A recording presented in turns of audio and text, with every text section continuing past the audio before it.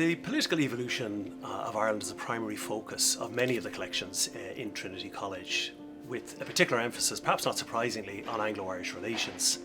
Ireland and England have a long history of interaction, often fractious and violent, and this is of real significance to scholars, students, and the wider public in both countries. Now, the Trinity Library has important collections dating back to the 16th and 17th centuries across the domain of politics, war, law, and religion, as well as material relating to social, economic, and cultural history.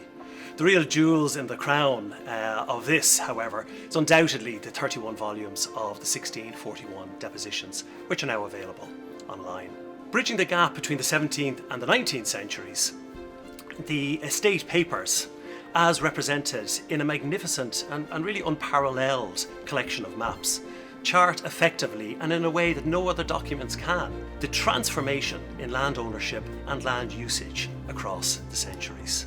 The modern political collections are of particular importance in this decade of centenaries.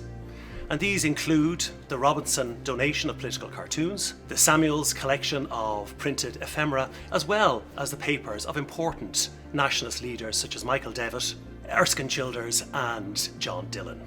The major political, military, and revolutionary events that laid the foundations of this state, such as Home Rule, First World War, Easter 1916, the War of Independence, and Civil War, are also featured in these unique manuscripts.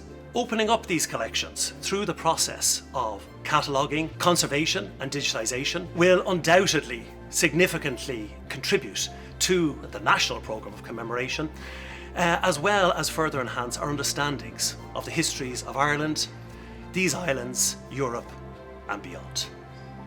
This is a folder of correspondence between Winston Churchill and Michael Collins dated between May and August of 1922.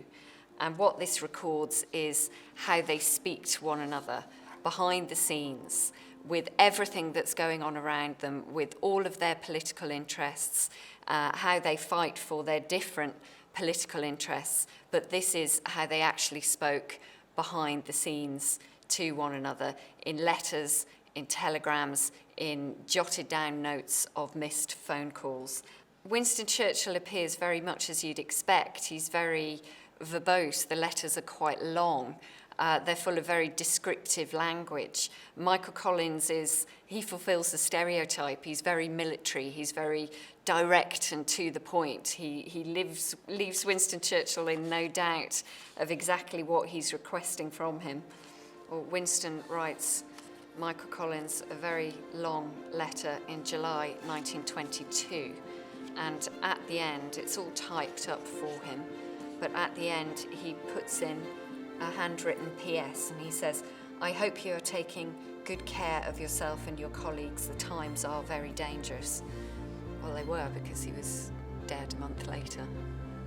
This is a very rare record of the 1916 Easter Rising in that it is written and compiled by a woman, Elsie Mahaffey, who was the daughter of the provost here at Trinity. So she had a ringside seat as college was locked down and the British troops arrived. And what she did was she wrote her own diary of what was happening, but she also augmented it with photos that she took herself and postcards and letters and pamphlets and news clippings. So it's a really valuable resource for everything to do with the Rising. She goes out with her camera and she takes her own photographs, and she takes in particular groups of the British troops out in Front Square behind me, and she includes those in the diary as well.